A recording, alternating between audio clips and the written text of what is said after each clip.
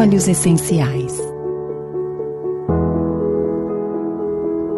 O que são? De onde vêm? Como você os usa?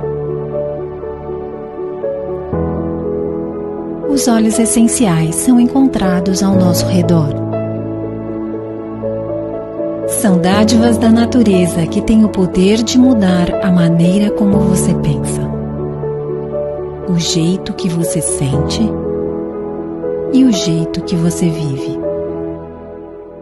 Milhões de pessoas usam óleos essenciais todos os dias. No momento, pessoas de todo o mundo estão aproveitando o poder desses belos presentes da Terra.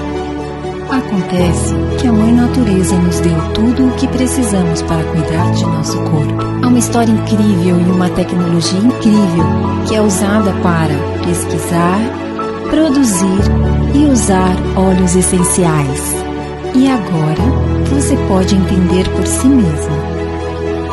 A partir de hoje, você pode começar a desbloquear todo o poder dos óleos essenciais para si e para os outros. Porque quando se trata de presentes da natureza, eles são feitos para todos. E seu verdadeiro poder vem quando são compartilhados.